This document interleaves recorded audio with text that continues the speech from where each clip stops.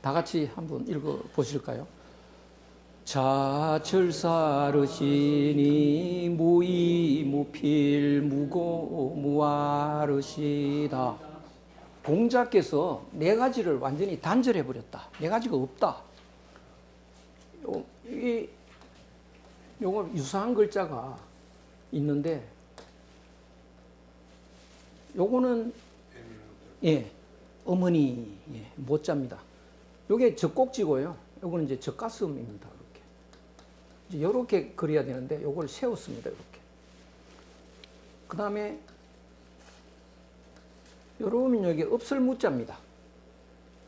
그 다음에 요거를 요렇게 꼬리를 내면 여기 꿰관자입니다. 관 요렇게 붙이면 이제 완전 관자인데요. 여기서는 그 읍설무자입니다. 의도하는 게 없다. 공자는요. 반드시 해야 된다는 거 없다. 고집 부리는 거 없다. 나라는 게 없다. 좀 이상하지 않습니까? 지금까지 공자는 반드시 인의 뜻을 가져야 된다. 도의 뜻을 가져야 된다. 열심히 해야 된다. 미친 듯이 학문에 매달려야 된다. 굉장히 강조했죠. 그런데 의도하는 바가 없다. 의도하는 게 하나도 없다. 그럼 지금까지 뭐 한 겁니까? 반드시 해야 된다는 거 없다. 반드시 학문을 이루어야죠. 근데 그런 거 없다. 고집스럽게 하는 것도 없다. 나라는 것도 없다. 이게 어떻게 돼버리나요? 공자가 뭐처럼 바뀌어버렸습니까? 무의자연으로 바뀌어버린 거죠. 무의자연. 바로 종심소욕 부리고 마음이 하고 싶은 대로 따라합니다. 내키는 대로 하는 거지. 해야 된다는 거, 하면 안 된다는 거 이런 것도 없고요. 꼭 해야 된다는 것도 없고 그냥 물 흐르듯이 내키는 대로. 지금까지 공자 말하고 많이 다르다고요. 그걸 우리는 어떻게 이해해야 될까? 지난 시간에 우리 이런 설명을 제가 드렸는데 한번 다시 이거를 회상을 해보시면, 본래 세계라는 것은요, 본래 세계, 그 너와 나의 구별이 없는 세계, 모두가 하나인 세계. 이렇게 호수가 이렇게 호수에서 물이 출렁출렁 물결이 쳐도 물이라는 점에서 전부 하나인 세계. 그것이 본질인 거죠. 그것을 도라고 하고요. 자연이라고 하고 혼돈이라고 하고 하나라고도 하고요. 모두가 하나일 때는 안다는 게 없습니다. 안다는 것은 구별한다는 거예요. 이게 책상인 줄 안다. 책상 아닌 것과 구별할 줄 안다. 그런데 구별이 안 되고 전부 하나니까 아는 게 없습니다. 무언 말하는 게 없습니다. 말이라는 건 구별하는 거라고요. 그런데 전부 하나면 구별이 없는 거죠. 말이 없습니다. 그래서 말 중에 최고의 말이 뭔지 아십니까? 무언, 침묵입니다. 1800년대 말기에 살았던 인도의 마하리시라는 철학자가 있는데요. 이 사람은 이제 깨달았는데, 사람이 이렇게 찾아가면요, 가만히 있어요. 얼굴만 쳐다보고. 그러면 이제 사람들이 그 사람을 보는데 서서 7시간 쳐다보는 사람도 있고 한 2시간 쳐다보는 사람도 있고, 자기 마음이 완전히 바뀌어가지고요, 고맙다고 하고 갑니다. 얼굴이 막 행복해져가지고. 그런 사람이 있어요. 그래서 그런 내용이 장자에 나오는데, 장자 읽을 때는 긴가민가 이렇게 읽기도 했는데요, 마리시를 읽으니까 딱 그게 증명이 되더라고요. 그래서 그 사람이 그 침묵보다 더 위대한 말은 없다는 거예요. 우리 시골에 막 힘든 이 추석 때 그 어려운 이 교통난을 뚫고 이제 고향집에 가서 문 열고 엄마 방에 들어가서 엄마 그러고 들어가면 엄마가 이렇게 쳐다보잖아요. 말도 별로 없습니다. 기껏해야 고생 많았지 뭐 이 정도. 행복에 대해서 아무 설명도 없는데 행복해지거든요. 얼굴만 쳐다봐도 흐뭇하고 행복해지고 한 이틀 있다가 행복에 꽉 차서 온다고요. 그런 효과가 있는 건데 남을 행복하게 하는 게 말로 하는 건 아니다. 그냥 가만히 바라만 봐도 행복할 수 있다. 오히려 말은요, 거짓말할 가능성이 얼마든지 있습니다. 사랑한다는 말은 거의 거짓말입니다. 욕심 채우고 싶어요. 이런 말을 사랑합니다. 이렇게 거짓말로 하는 거죠. 그러니까 말이라는 것은 늘 문제가 있는 건데 침묵으로 얼굴 보는 것은 거짓이 아닙니다. 그 사랑하는 눈빛을 보면서 저게 거짓말의 눈빛이다. 그거는 안 된다고요. 그래서 이 본질의 세계에서는요. 무지무원 무의입니다. 요거 고쳐야 되는데 아이고 무언이어야 됩니다. 완전히 반대입니다. 무의여야 되고요. 그러면 가만히 있으란 말이냐? 의도된 행위가 없는 겁니다. 그냥 무심히 움직이는 거지 내가 저쪽을 가야겠다 이렇게 가는 게 아니고 그냥 가는 겁니다. 그냥. 그 달마가 동쪽에서 왔다. 왜 왔습니까? 이렇게 조주한테 물었어요. 조주가 뜰 앞에 잣나무 이랬다고요. 사람들이 뭔 소리인지 못 알아듣습니다. 뜰 앞에 잣나무가 그게 어떻게 해답이 되냐. 달마가 동쪽으로 왜 왔습니까? 뜰 앞에 잣나무. 뜰 앞에 잣나무가 그게 뭡니까? 왜 거기 서 있습니까? 그냥 서 있는 거지. 그게 뭐 목적이고 의도가 없습니다. 그냥 서 있습니다. 그럼 달마가 동쪽에 왜 왔냐? 그냥 온 겁니다. 바로 의도하는 바가 없이 무의죠. 의도하는 바 없이. 그래서 본질에 가버리면 그렇게 돼버립니다. 그런데 사람이 본질을 잃어버리고 나니까 나다 너다 이렇게 구별해가지고 온갖 사람이 구별해가지고 이제 서로 경쟁하면서 살아가는 거죠. 이거는 가짜인 거죠. 본질 세계를 벗어났습니다. 그래서 여기서 고통받으면서 살아가다가 어떻게 살아가느냐.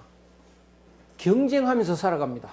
나와 너는 경쟁해서 이겨야 산다. 그래서 경쟁하는 길은 요 하나 되는 하늘에게서 멀어지는 쪽으로 계속 가는 거죠. 그러다 보면 이것은 종착역은 불행의 늪이다. 암만 성공해도 늙어 죽는 방향으로 달려가는 거다. 사람은요. 또 성공한다는 그것도 수많은 사람과 전쟁하듯이 하는 거고 그렇습니다. 그래서 이건 잘못된 거다. 그럼 어떻게 되느냐. 공자도 여기서 온갖 고통을 다 받았습니다.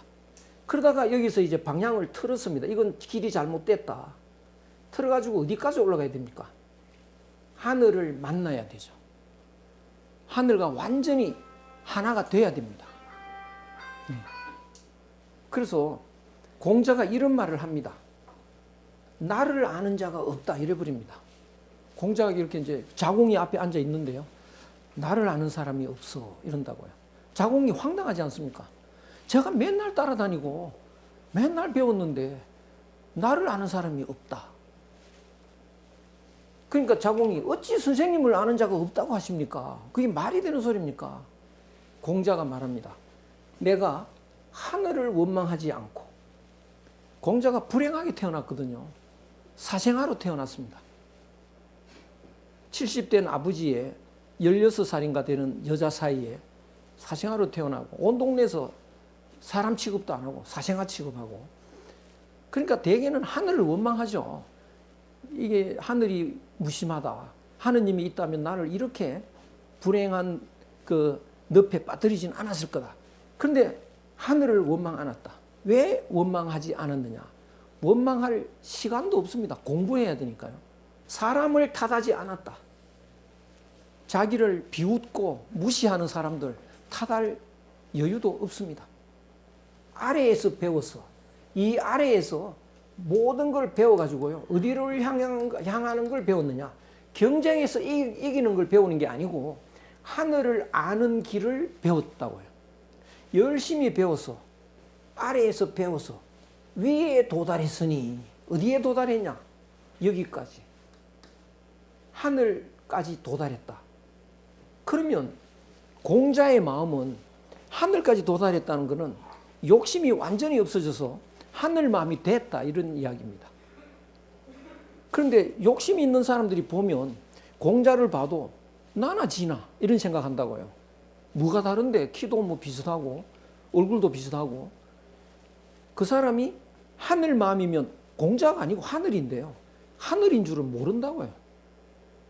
그래서 우리가 대개 이제 사람을 안다라고 할 때는 우리가 뭐 영화 배우 뭐 누구를 안다. 그럼 그 사람 알죠. 그럼 길 가다가도 저 사람 누구다 아는데 그 사람은 나를 모르죠. 그런 거는 안다고 하기가 어렵습니다. 그저 서로 가면 지나다가 인사라도 해야 이제 좀 아는 사람이다라고 하는데요. 그거는 얼굴만 아는 거지. 그 사람 마음이 어떤 건지, 그 사람은 무엇을 중요하게 생각하는 건지, 그 사람의 목표가 뭔지, 그런 건 마음속에 있는 건 모른다고요. 그런 걸 샅샅이 아는 사람, 그런 사람은 이제 많이 아는 거죠. 그 사람은 뭐 명예를 좋아한다. 그러면 이제 그 사람을 명예롭게 해주기 위해서 그 사람을 완전히 자기 사람으로 만들 수도 있습니다.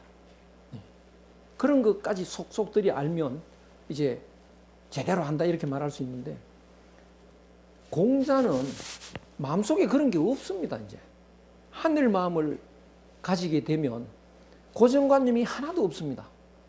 그러니까 그 사람 마음을 알 수가 없는 거죠. 내가 하늘 마음을 갖기 전에는 공자를 알 수가 없다. 하늘 마음을 모른다는 거죠. 그래서 공자는 나를 아는 자는 하늘뿐이다 이렇게 말합니다. 하늘과 하나 되었다는 거죠. 하늘이 나를 알지 사람은 나를 모른다. 그래서 완전히 하늘과 하나 되면 뭐가 되어버리나요? 이 경계가 없어졌죠. 경계가 없어지면 여기가 되어버립니다.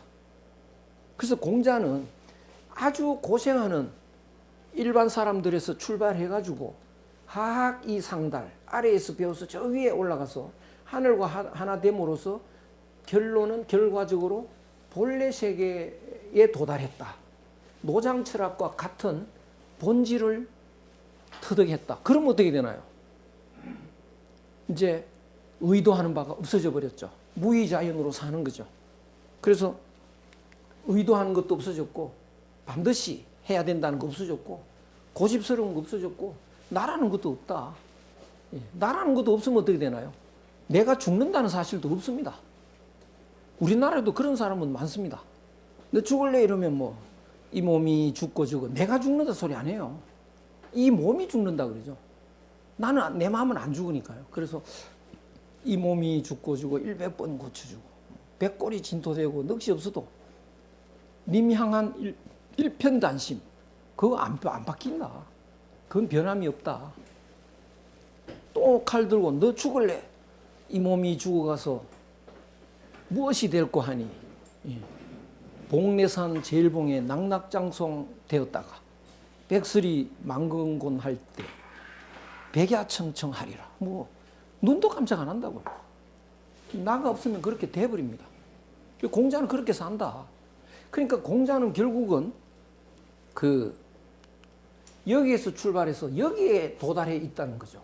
그래서 공자는 여기에서 하늘과 하나 되는 길을 열어준 사람입니다. 우리가 천국을 가려면 길이 없죠. 천국을 가는 길이 없습니다. 사다리가 있으면 타고 가면 되는데 그게 없으니까 못 가는데요. 공자는 하늘로 가는 사다리를 놓은 사람이다. 하악이 상달하는 그게 학문인 겁니다. 그래서 하늘에 도달하는 순간 본래 세계를 회복한다. 이렇게 보면 이제 기독교도 이거 비슷하고요. 기독교도 불교도 이제 그렇게 되는데 이런 사람들이 여기 있는 사람들이 진리를 얻어서 목표에 도달하는 것은 여기라고요.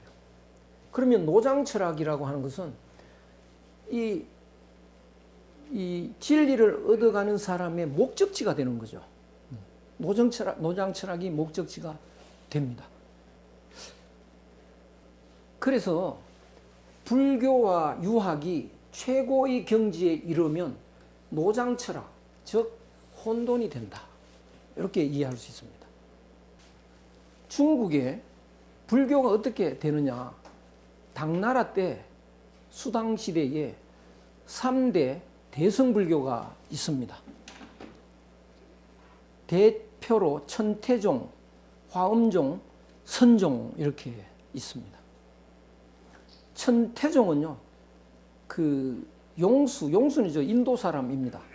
용수에서 해문, 해사, 지의로 이어집니다. 중요하게 생각하는 경전이 묘법 연화경입니다. 왜 천태종이냐?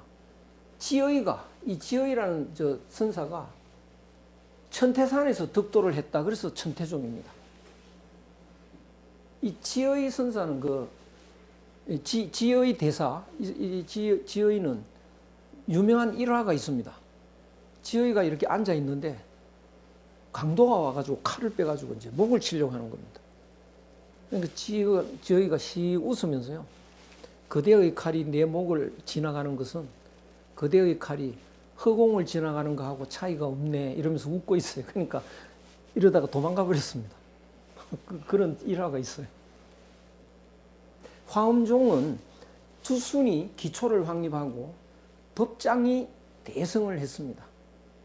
화엄경이라는 책을 기본경전으로 삼아서 화엄종이라고 합니다. 선종이라는 것은요, 선을 중심으로 합니다.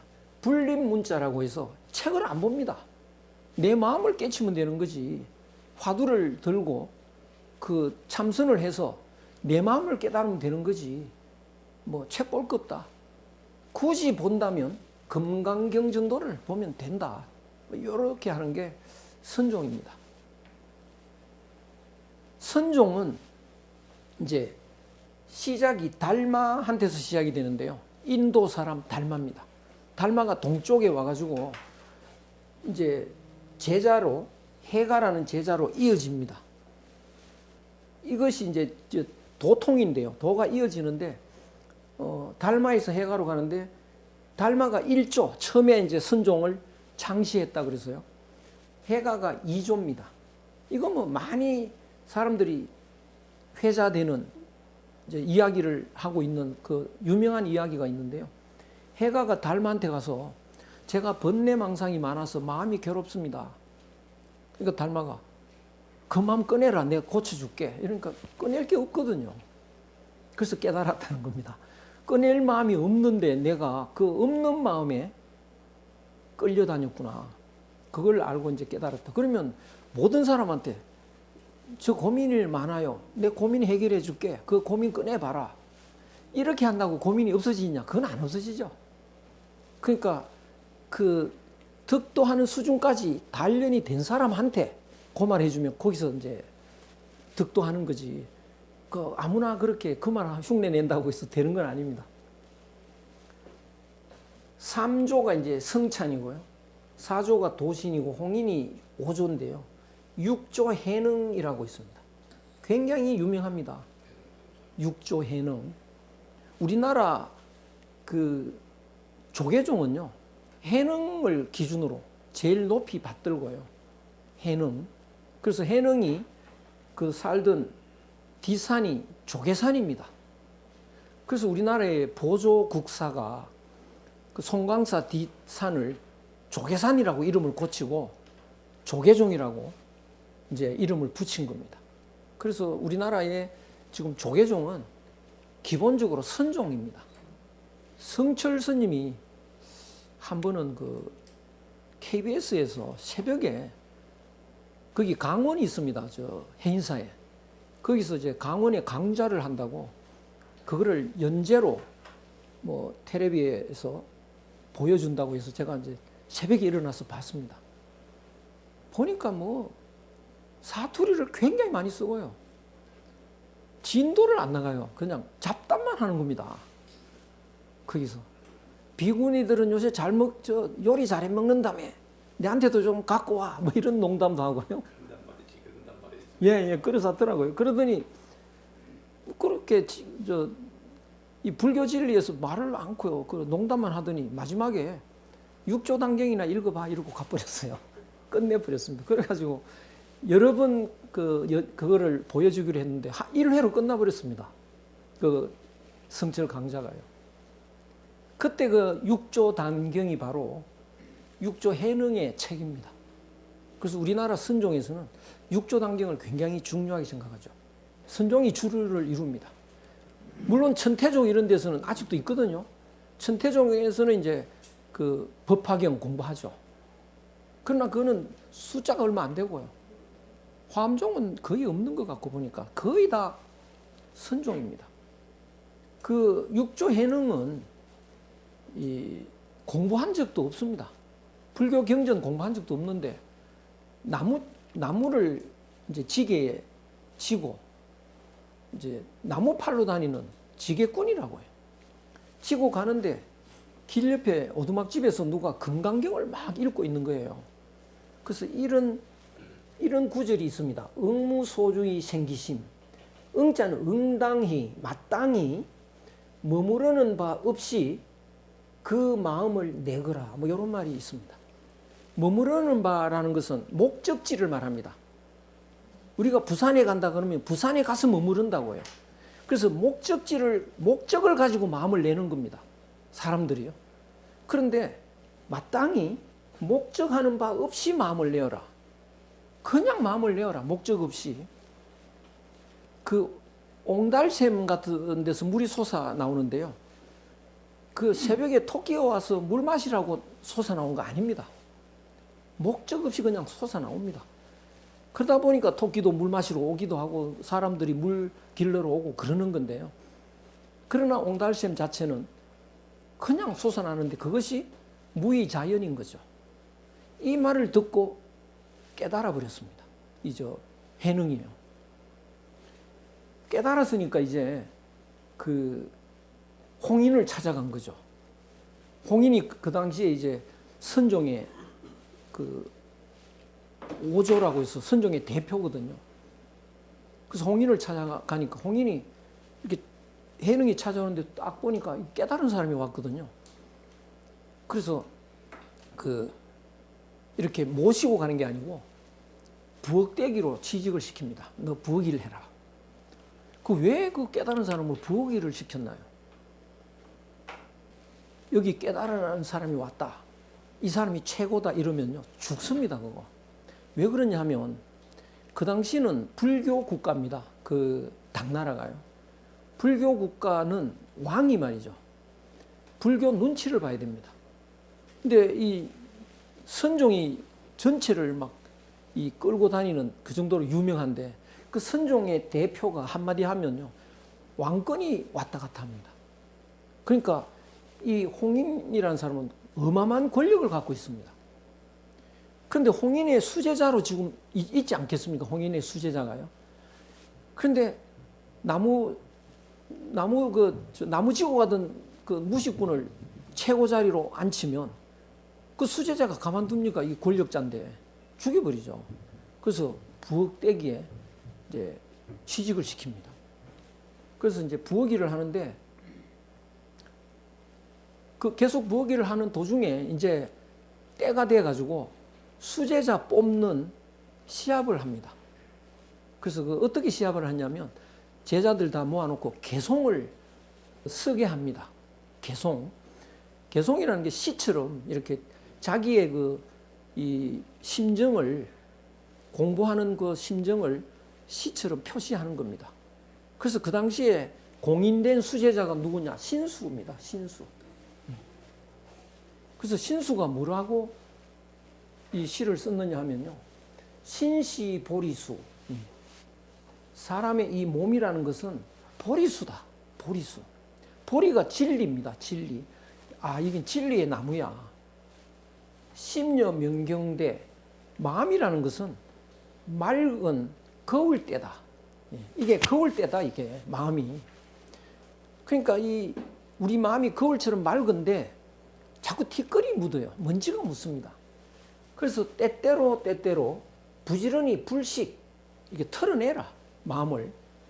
물사야 진의 티끌 먼지가 일어나지 않도록 해라. 계속 털어내서 티끌 먼지가 앉지 않도록. 그러니까 다들 야, 역시 수제자다.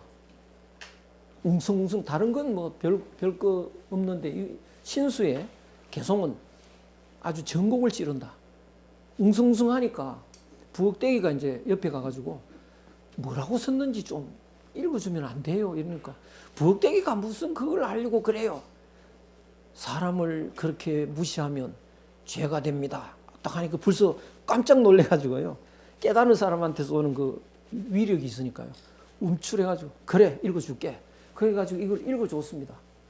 그랬더니 이 해능이 나도 개성을 한번 써보고 싶은데 받아 적어 줄래요? 이러는 거야. 쓸 줄 모르니까 가짜인다 싶으지만 그래 써봐라. 이래가지고 이제 이렇게 써버렸습니다. 진리에 나무가 본래 없는 거야. 본래 나무라는 게 없어. 명경, 맑은 거울이라는데 그게 무슨 대가 아니다. 그게 명경대라는 게 아니다. 원래 본래 무일물, 본래 한 물건도 없다. 본래 아무것도 없다. 이게 선종의 핵심입니다. 이게 선종의 핵심 키워드는요, 본래 무일물, 본래 아무것도 없다.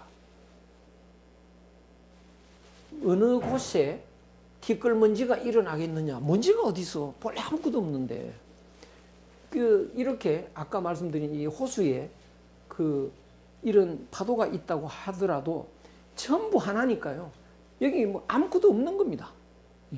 근데 사람이 요게 나다, 이게 너다, 이게 나무다 이래가지고 요게 칸막이 해가지고 이 온 그 만물이 있는 것처럼 생각을 하는 건데 그건 사람의 의식이, 마음이 만든 거지. 이게 마음으로 이렇게 칸막이를 안 하면 나무가 아니고요. 너는 너가 아닙니다. 너가 아니고 뭘까요? 이게 칸막이가 없으면 이게 이제 하늘이라고 하면 이 칸막이가 없으면 너가 아니고 하늘이죠. 나무가 아니고 하늘입니다. 그러니까 본래 모습을 아는 사람은 야 홍길동아 이러면 홍길동을 모욕하는 거라고요. 뭐라고 해야 됩니까? 하느님 이래야 됩니다. 본래는 그렇습니다. 야 이 개야 이래도 안 됩니다. 개도 하늘이라고요. 그게 이 세상 모든 건 하늘의 모습이지 개체가 없는 겁니다. 본래 무일물이라고요. 뒷거리 어디에 일어나느냐? 그럼 이건 무슨 소린가요? 노장철학 아닙니까? 최고의 진리에 도달해 있는 거고요. 이 신수는 최고의 진리로 열심히 가고 있는 사람이죠. 이쪽이 한 수 위라고요. 그러니까 사람들이 웅성거리기도 하고 뭐 저런 게 있냐 뭐 이러고 있으니까 홍인이 와가지고 그걸 뭐 이런 걸 썼냐 뜯어가지고 찢어버립니다. 그리고 버리고요. 갚버렸습니다. 그 왜 그러냐? 이 시가 최고다 이래 버리면 어떻게 되나요? 신수한테 죽습니다. 그리고는 이제 부엌에 왔어요. 이제 부엌에 와가지고 지팡이를 땅땅 3번 두드리고 갚버렸습니다. 그러니까 야삼경이 우리 식으로 치면 현재 12시 밤 12시입니다. 12시에 오라고 하는가 보다. 그래서 12시에 이제 문 두드리고 들어갔습니다. 가니까 수제자로 결정이 되면 뭘 하느냐면요. 의발을 전수하는 겁니다. 의는 그 가사, 이렇게 옷 위에 입는 이 걸치는 거 있죠. 그 가사하고요. 발은 그 바리떼입니다. 바루고 스님들은 요새도 그런 사람이 있긴 한데 바루 공양 그 식사할 때요. 자기 밥그릇은 부엌으로 안 갑니다. 예, 자기가 음식 넣어가지고 먹고 물 부어가지고 깨끗이 씻어서 먹고 이제 수건 갖고 그걸 닦아가지고 자기 그 자리 뒤에 두는 거고요. 매끼 고기다가 거기에 자기의 평생 자기 그릇이 자기만 쓰는 그릇입니다. 그거 하고 자기가 걸친 가사하고 요 2개를 딱 이렇게 마무리 이렇게 딱 사가지고 들고 가라 이렇게요. 해능한테. 그래서 의발을 이제 가고 남쪽으로 빨리 멀리 도망가라 가라고. 그래서 그 다음날 아침에 보니까 신수가 이렇게 보니까 의발이 없어요. 그 홍인한테. 아니 큰 스님 이발이 어디 갔습니까? 그 부엌대기가 가지고 갔다 이랬다고. 그래가 부하들한테 풀어가지고 빨리 가서 잡아라 뺏어와라. 그래서 막 도망을 가고 여기서 잡으러 가고 해서 잡힐 듯 하다가 모면해가지고 못 잡았습니다. 그래서 남쪽으로 갔는데요. 그 신수가 그거를 인정을 안 합니다. 그래서 그 어떤 결과가 나왔냐 하면 해능은 이게 그 진리에 도달했는데요. 이 공자처럼 여기서 온갖 고통을 겪고 힘든 과정을 거쳐서 여기에 이제 수련을 하고 해서 하늘과 하나 돼서 여기에 도달한 사람은 수련의 의미를 굉장히 강조하죠. 그래서 수련법을 개발해서 수련 단체도 만들고 사람들로 하여금 수련하도록 유도를 하는데요.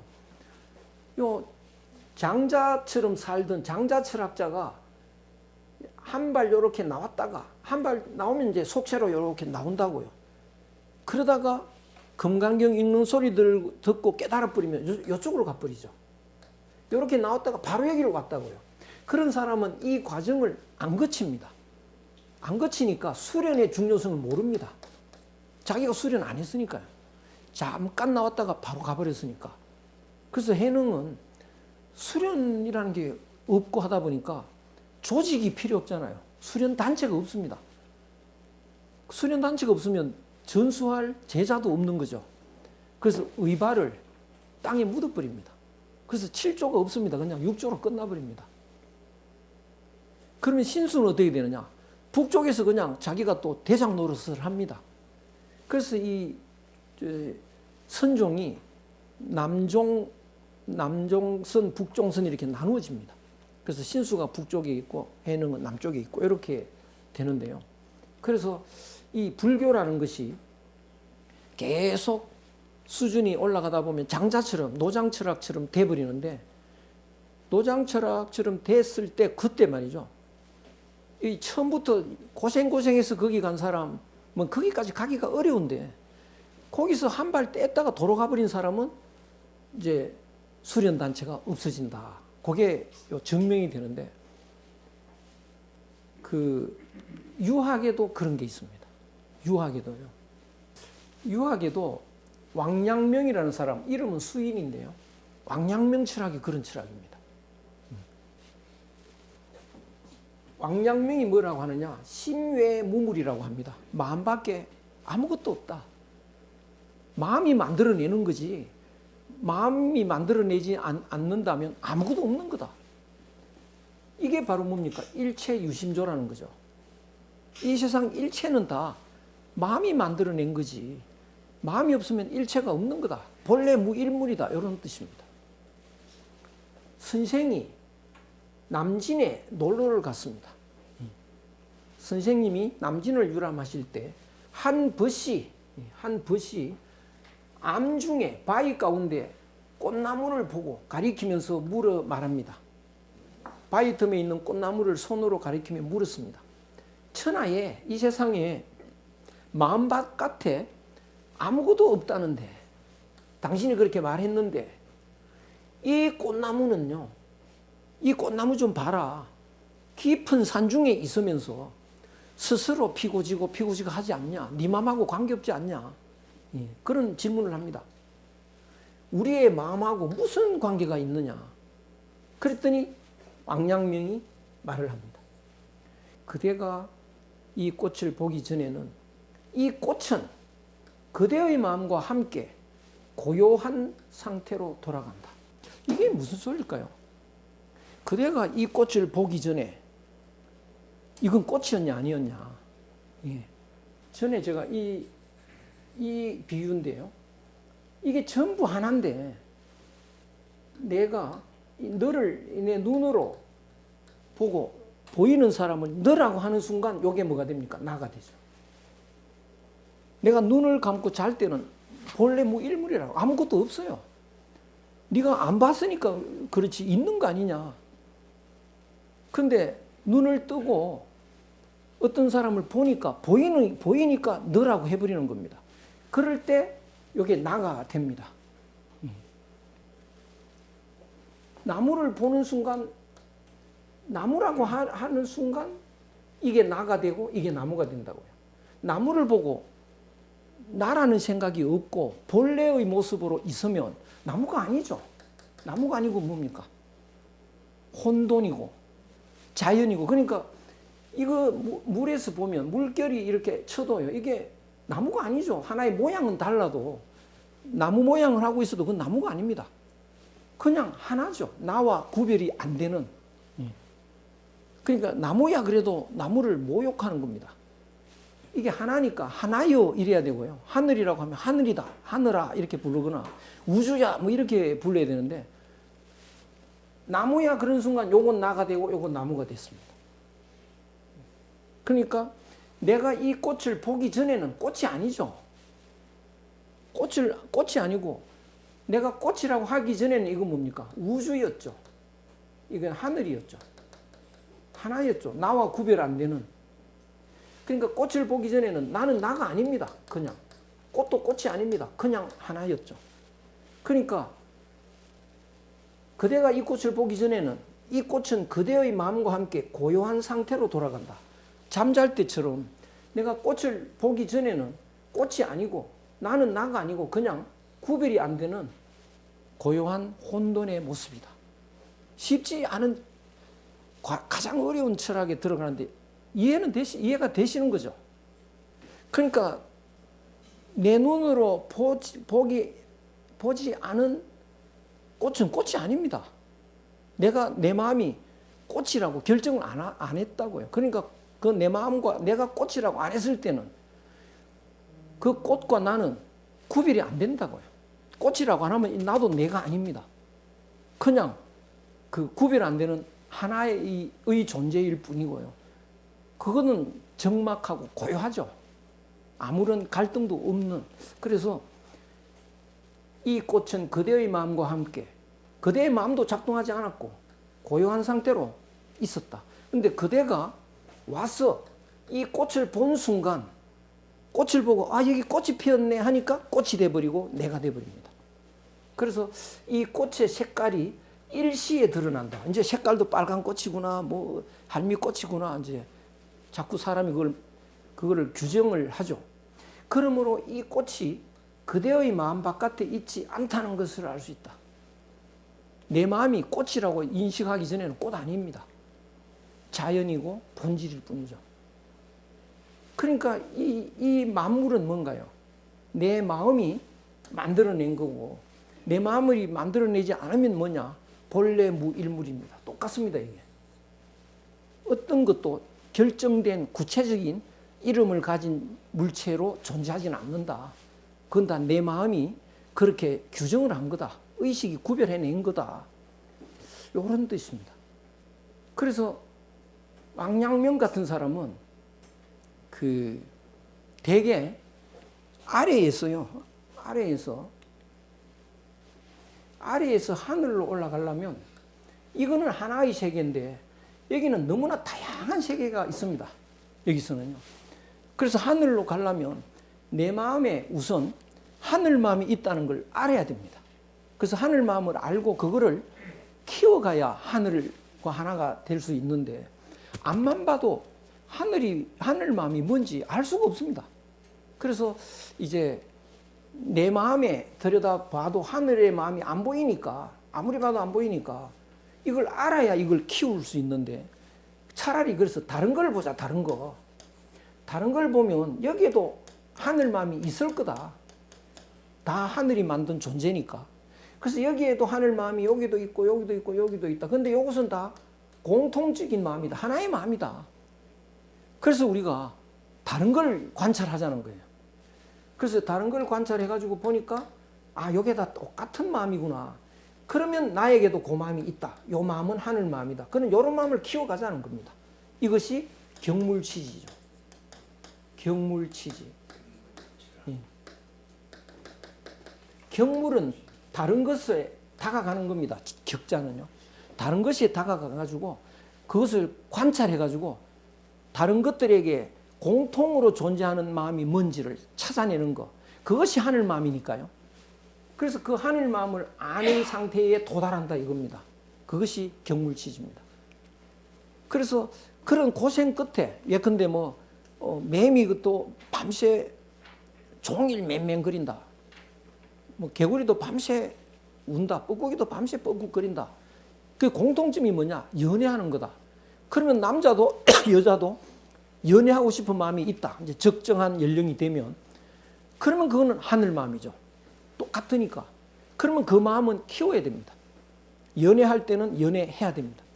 그래서 내 마음 속에 이 마음이 어떤 것이 하늘 마음인지 알려면 경물치지해야 된다. 그래서 이 마음이 하늘 마음인 줄 알면 그걸 붙잡고 키워가고 또 연구를 해보니까 또 이 마음이 공통적이더라. 또 그 마음이 내한테 있다. 그걸 또 키워가고 이것이 경물치지인데요. 우리나라 사람은 경물치지를 거의 안 합니다. 왜 안 하느냐 하면 마음을 들여다보면 하늘 마음이 이만큼 있다고요. 한국 사람한테는요. 이만큼 있으면 경물치지 안 해도 네 마음을 들여다봐라. 그게 하늘 마음이 양심이 보이냐? 양심이 보입니다. 그거 붙잡고 키우면 돼. 그러니까 경물치지 안 해도 되는 거죠. 왕양명이 그런 사람입니다. 그래서 왕양명은 경물치지 할 필요가 없는 사람인데요. 주자학을 공부하느라고 경물치지를 한다고 해서 대나무 밭에 가서 대나무를 종일 쳐다봅니다. 이 대나무가 무슨 이치냐. 또 그 다음 대나무를 또 종일 쳐다보고 이 대나무가 무슨 이치냐. 맨날 몇 달을 그러다가 병이 났습니다. 이거 헛짓하고 있었어요. 그래서 어느 날 하다가 안 돼가지고 포기하고 어느 날 이제 밤에 어느 날 갑자기 깨달음이 왔습니다. 경물치지가 그런 뜻이 아니라는 걸 깨달아 버렸습니다. 이게 다른 물체에 다가가서 지혜를 이룬다. 그 뜻이 아니다는 거예요. 격자는 원래 정자의 뜻이다. 정물. 물체를 바로잡으면 지혜가 온다. 지는 양지라는 거죠. 하늘 마음에서 나오는 지혜가 바로 그거를 회복할 수 있다. 물을 바로잡으면 이게 무슨 물을 바로잡는다는 건 뭐냐?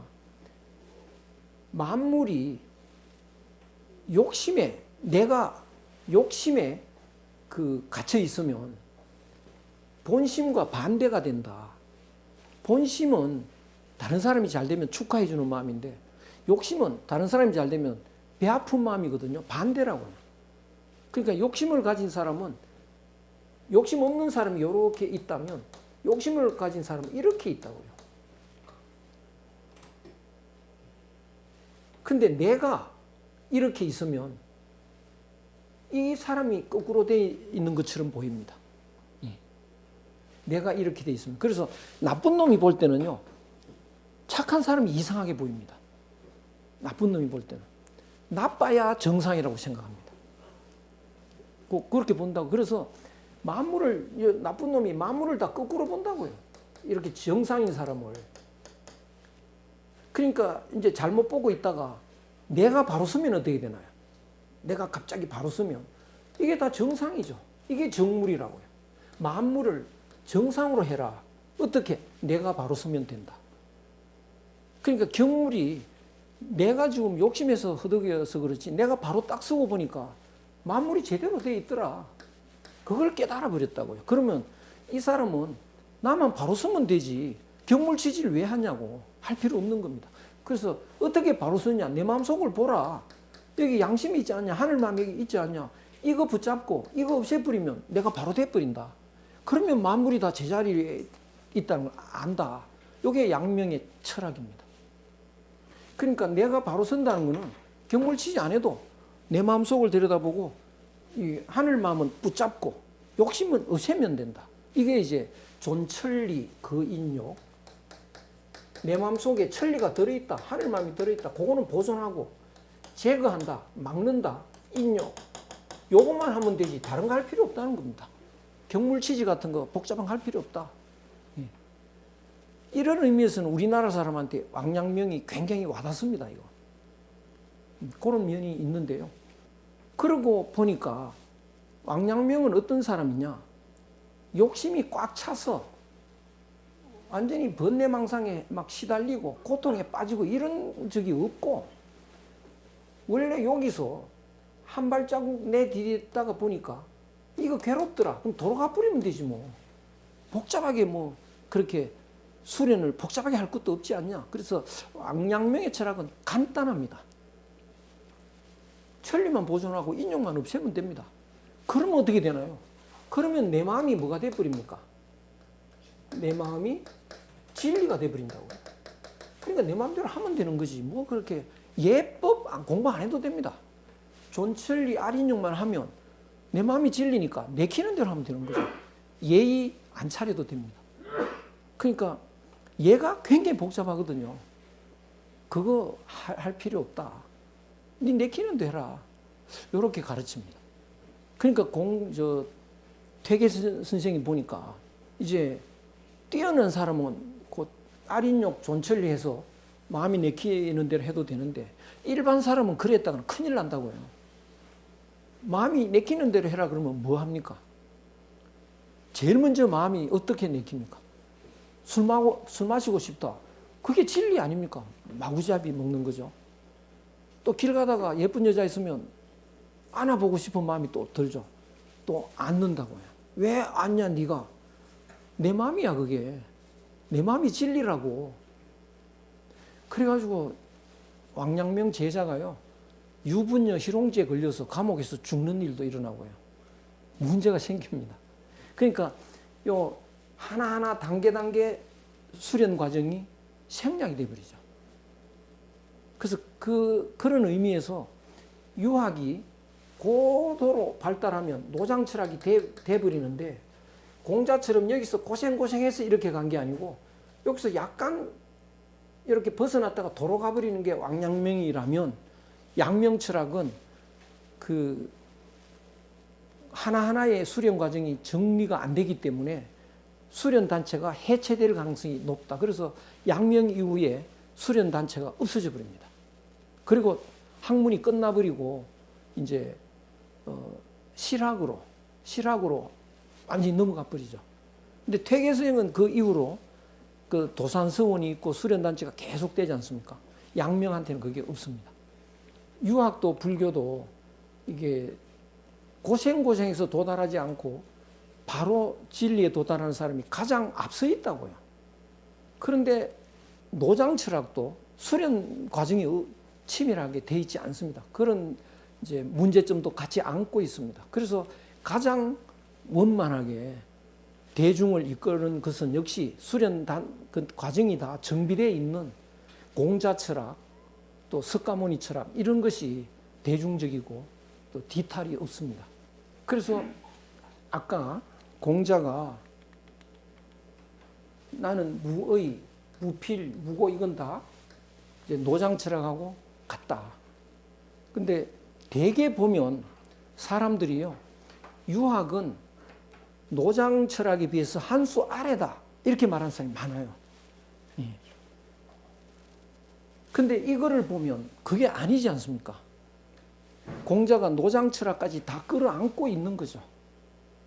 그러면서도 수련 과정이 다 들어있는 거죠. 그래서 노장철학한테 없는 철학, 노장철학에는 그 대중들이 수양해서 도달하는 과정이 없는데 그것까지를 끌어안고 있는 거죠. 그래서 일반 사람들한테는 공자가 더 훌륭한 거고 공자한테 많은 도움을 받는 겁니다. 그러나 한 수 아래가 아니다. 이 노장철학까지 다 도달해서 끌어안고 있다. 이걸 알 수가 있습니다. 아까 공자가 무아 이랬는데요. 무아. 그래서 나를 한번 분석을 해보면 나는 어떻게 돼 있느냐. 참나가 있고 헛나가 있습니다. 나에게. 진짜 나가 있고 가짜 나가 있습니다. 하늘 마음으로 살아가는 나는 진짜 나고요. 욕심으로 살아가는 나는 가짜 나죠. 이 가짜나 헛나, 그걸 헛나라고 하는데 가짜나 가짜의 나, 가아인데요. 여기에는 사아, 소아, 유아 이게 다 해당이 됩니다. 사적인 나, 작은 나, 나라고 하는 것이 있는 나 이런 거. 그런데 이 헛나에는 또 두 가지가 있습니다. 재나, 몸나 이렇게요. 몸나는 몸의 욕구에 노예가 되어서 끌려다니는 사람. 몸의 욕구라는 것 중에 제일 기본이 식욕, 색욕 이겁니다. 그래서 식욕, 색욕에서 못 벗어나는 사람, 뭐 알코올 중독자, 중독자도 있습니다. 요새요. 성 중독자도 있고요. 알코올 중독자도 있고, 이거는 몸나입니다. 자기 몸의 욕구에 노예가 된 사람. 근데 헌나 중에 또 제나라는 게 있습니다.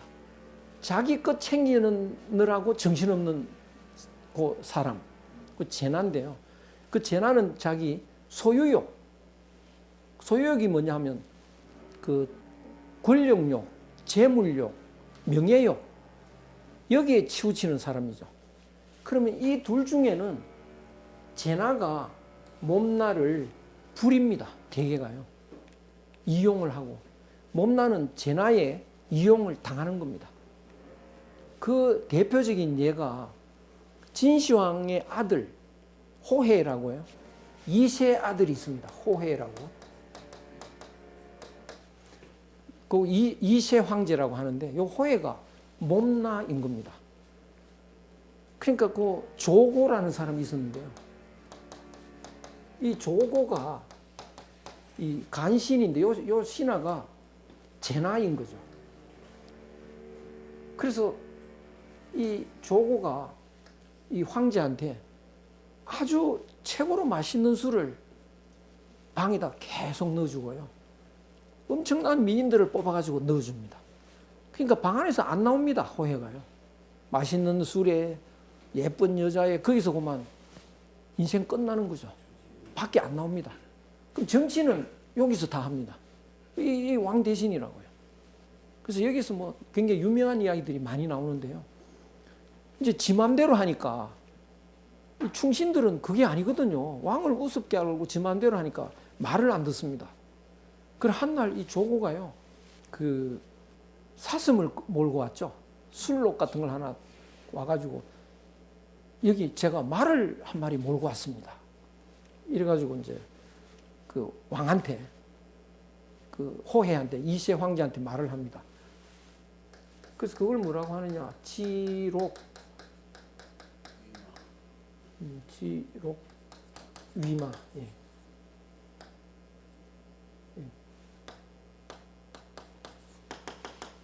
사슴을 가리키면서 말이라고, 저 말을 한 마리 먹어왔습니다. 호해가 그 내 눈에 사슴 같은데 그게 말이냐? 말입니다. 제가 확인해 볼게요. 그래서 신하들한테 말입니까? 사슴입니까? 그러니까 제정신이 있는 신하는 뭐라고 합니까? 사슴 그러겠죠. 그 이제 그 밑에 비서가 적습니다. A는 사슴, B는 뭡니까? 말, 또 사슴. 이렇게 쭉 적어가지고요.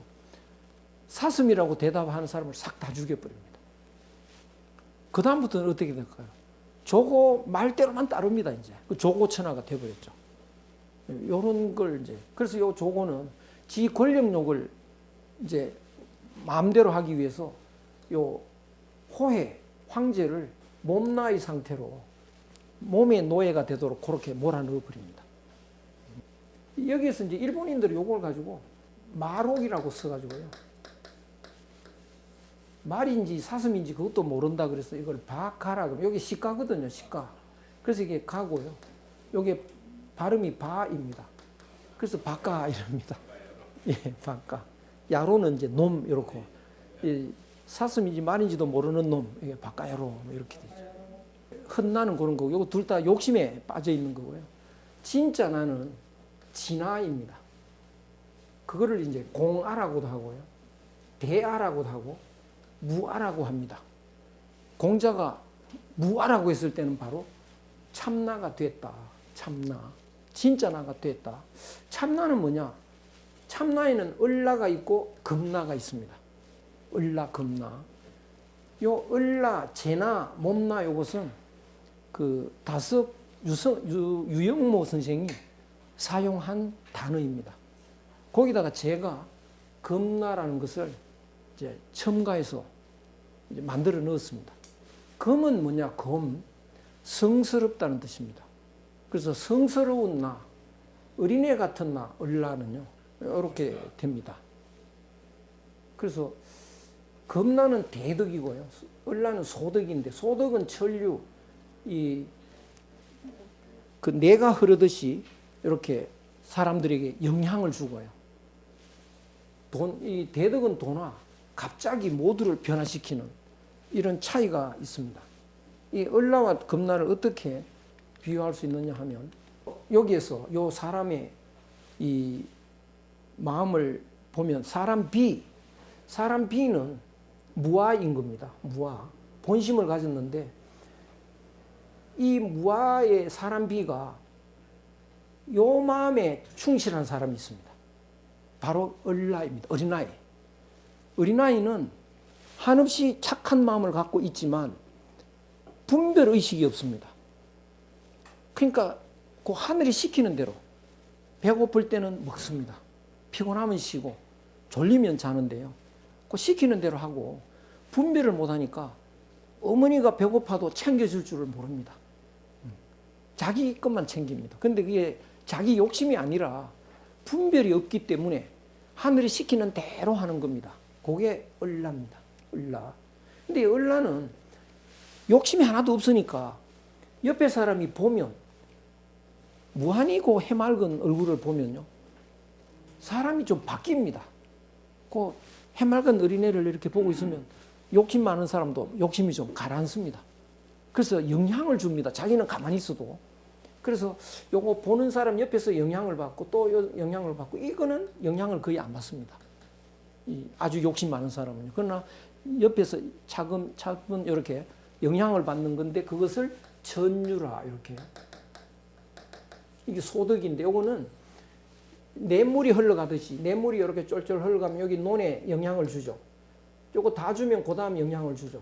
이런 식으로 이제 사람을 영향을 주는 것. 사람들의 마음을 바꾸는 것. 이렇게 되는데 그 금라는요. 이 마음이 되는 겁니다. 이 마음. 그러니까 어린애의 마음도 이 마음하고 하나의 마음이지만 어린애는 분별을 못하기 때문에요. 을라는. 이 다른 날을 자기가 변화를 못 시킵니다. 그 옆에 있는 사람만 조금씩 변화하지 많은 사람을 변화를 못 시키는데요. 하늘 마음을 가진 사람은 이 지하수처럼요. 모든 물에 동시에 이렇게 그 영향을 주는 겁니다. 그래서 예수 같은 사람, 예수 그리스도 같은 사람이 산 위에 올라가서요. 수많은 사람이 그게 모였는데 동시에 다 마음을 확 바꾸는 그런 효력을 발휘하는 겁니다. 그것을 대덕이라고 하고 돈화라고 합니다. 그건 뭐 공자도 그렇고요.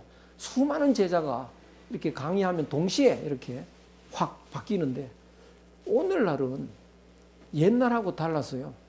정말 우리가 열심히 해서 공자처럼 되고 예수같이 그런 능력이 대덕이 돼버리면 전 세계 사람을요. 동시에 바꿀 수 있습니다. 요새는 뭐 유튜브 이런 게 있어가지고요. 전 세계 사람이 볼 수 있는 때가 왔습니다. 그래서 옛날은 그 모인 그 청중을 바꾸는 거지만 이제는 온 세계 사람을 바꿀 때가 왔다. 그거를 이제 돈화라. 예. 갑자기 모두를 동시에 확 바꾼다. 이런 뜻입니다. 요 네 가지 말이 그냥 읽고 넘어가면 그냥 뭐 공자가 뭐 그런가 뭐 이런데 이게 음미해 보면 굉장히 그 음미할 것이 많고요.